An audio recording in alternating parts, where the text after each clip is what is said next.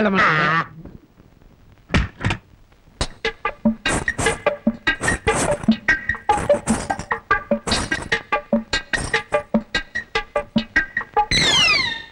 ఏంటి బాబా ఇంత ఆలస్యం? ఏమే అనుకున్నది సాధించాలని నీ కొళ్ళు పొగరుగా ఉందా? నిన్ను జనక చేసేస్తా. ఏమన్నా చే రా బావా దగ్గరికి. నేను రాను. ఇలాగే మా ఊళ్ళో ఒకటి పెళ్లి చేసుకుని పెళ్ళాన్ని దగ్గరకు రానికపోతే ఊరంతా పెళ్లి కొడుకి గాజులు పువ్వులు పంపారు. అయితే మీ ఊరెళ్ళి ఆ పంపినోళ్ళ కాళ్ళు చేతులు విరిచేస్తాను. ఏమే నాతో పెట్టుకోకు. అబ్బా నువ్వు అలా ఏమే అంటుంటే అలాగే హత్తుకు పోవాలనిపిస్తుంది. అనిపిస్తుందా? తాకి చూడు ఏం చేస్తాను. ఏం చేస్తావ్? ఒంటి మీద చెయ్యేసి చూడు ఏం చేస్తాను. ఏసేదా? ఏయ్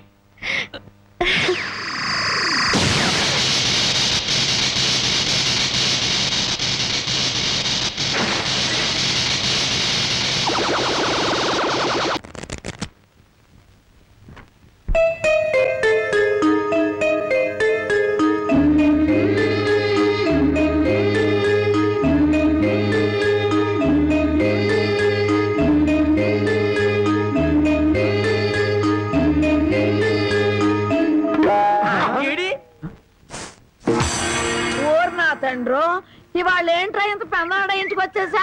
అబ్బే నేను మా ఆవిడ కోసం వచ్చా అనుకున్నావా? చచ్చా అయినా బామ్మ ఎంత బలవంతంగా పెళ్లి జరిగినా మన మర్యాద మనం చూపించాలి కదా. ఆ చేతిలో ఏంట్రా? మల్లెపూలు. ఈ చేతిలో? ఈ చేతిలో కూడా మల్లెపూలే. ఈ చేతిలో రా. ఇది హల్వా. హల్వా నాకు కొంచెం పెట్టవా? అమ్మో ఈ హల్వా నువ్వు తినకూడదు. తింటే నువ్వు తాతయ్యను వెతుకుంటూ వెళ్తావు. ఆ తర్వాత నా దిక్కెవరు చెప్పు. నన్నేనా? వస్తున్నా. ఎవరు పిలవలేదురా.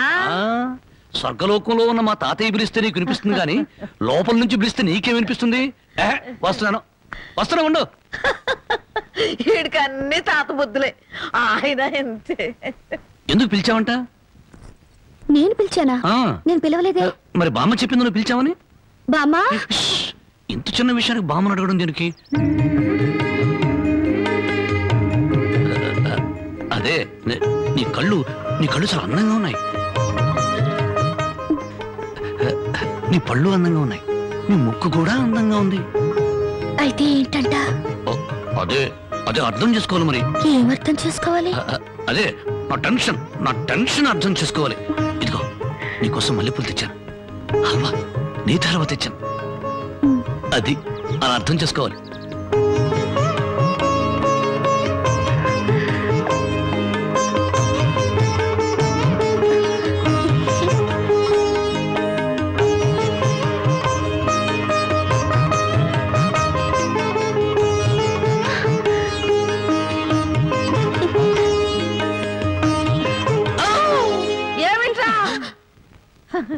మా నాయన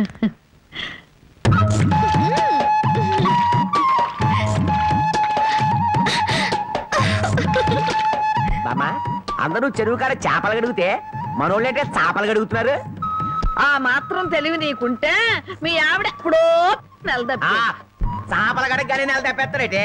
చేపలు కడగటం కాదురా పిచ్చి సన్నాసి. హల్వా మల్లెపూల మహత్యం. నువ్వు కూడా మీ ఆవిడ్ని చాప మీద కూర్చోబెట్టి హల్వా తినిపించి మల్లెపూలు తలలో పెట్టి చూడు. 3 నెలలు తిరగకుండానే వాంతులు చేసుకుంటా. హల్వానా? కాదురా సత్యనాడ ఇది. ఓ ఆయన ఇంతే. చాప మల్లెపూలు హల్వా. చాప మల్లెపూలు హల్వా.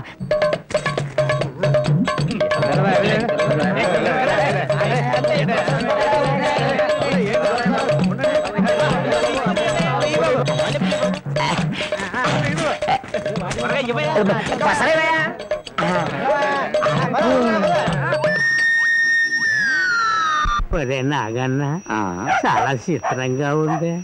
ఎంత పెందలాడే ఊరు జనం అంతా నిద్రపోయారు. కారణమేందిరా? హల్వా మహత్యం. మొత్తం మీద బామ్మను మసక కొట్టి వచ్చేసాం.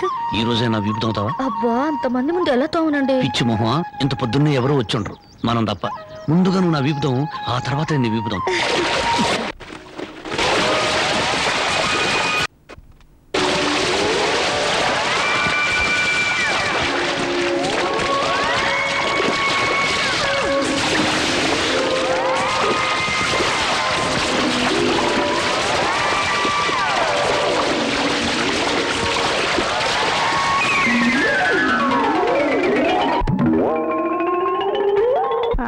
రూపాయలకి అల్లవా ఇవ్వండి. నువ్వు తప్పుకోరా, ముందు నాకు ఇవ్వండి.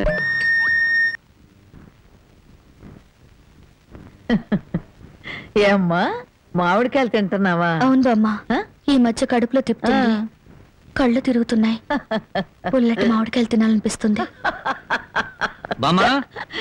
ఒరే రాంబాబు, నీకు 100 ఏళ్ళు ఆయుషరా, మీ ఆవిడ కడుపుతో ఉంది. నిజంగానా?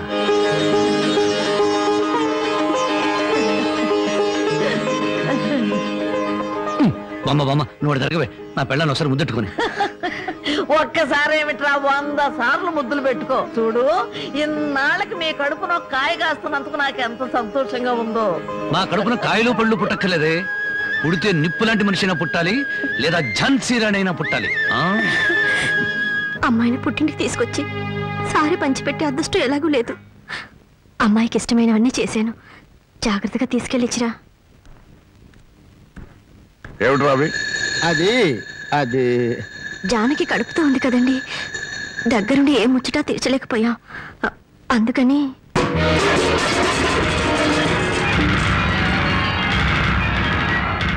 నీకంత ముచ్చటగా ఉంటే ఇంత విషయం కూడా పంపించు, తాగి చస్తుంది. కడుపుతో ఉన్న ఆడపిల్లలంత మాట అరకండి. దాని కడుపులో పెరిగేది ఆ రాంబాబు గారు మూర్ఖత్వం, మోసం, దగ. నా పరువు తీసింది నా కూతురు కాదు, దాని కడుపులో ఉంది నా వారసత్వం కాదు. ఏనాడు చచ్చింది అనుకుని దానికి పంపాల్సింది చీరలు సార్లు కాదే. దాని కర్మకాండకి చాడలో చాపలు పంపి ఒక ఏడు పెట్టి చురుకు. జనకి, నువ్వు ఇలాంటప్పుడు బరువు పనులు చేయకూడదు. నేను చేయకపోతే ఇంకెవరు చేస్తారండి? ఇంటి పని వంట పని అంతా నేనే చేస్తాను. నా చిన్నారి బుజ్జి కదూ, నా మాట వినవే.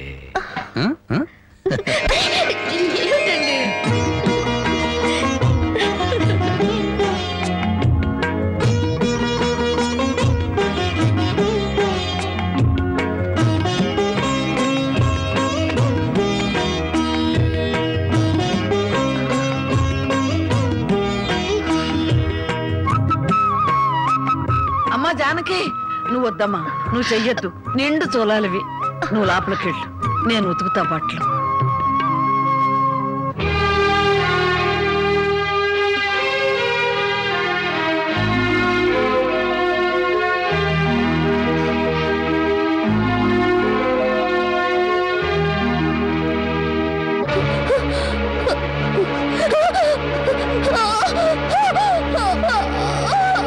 ఓర్చుకోమ్మా, ఓర్చుకో, మా తల్లివిగా ఓర్చుకో.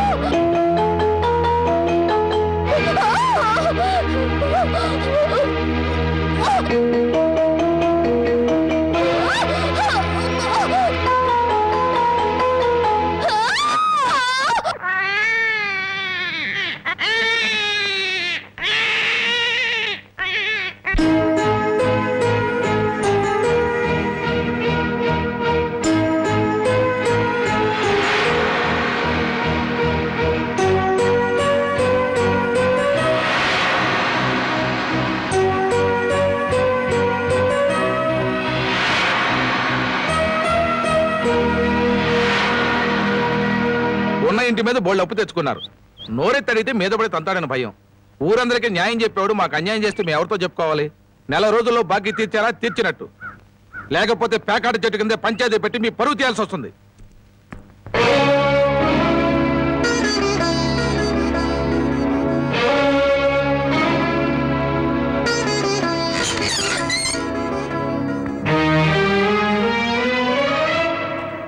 మగాడన్నాక కాస్త పౌరుషంగా బతకాలి.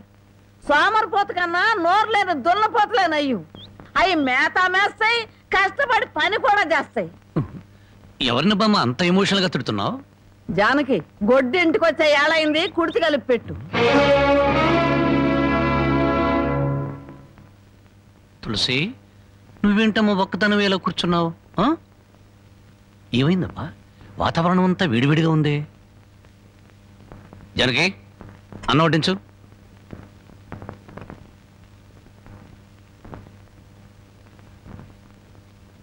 జనకి, నువ్వు అన్నం తిన్నావా?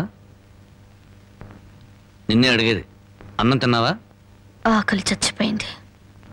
అన్నం తినాలన్న కోరిక లేదు, బతకాలన్న ఆశ లేదు. జనకి, ఎందుకురా ఆశ్చర్యం?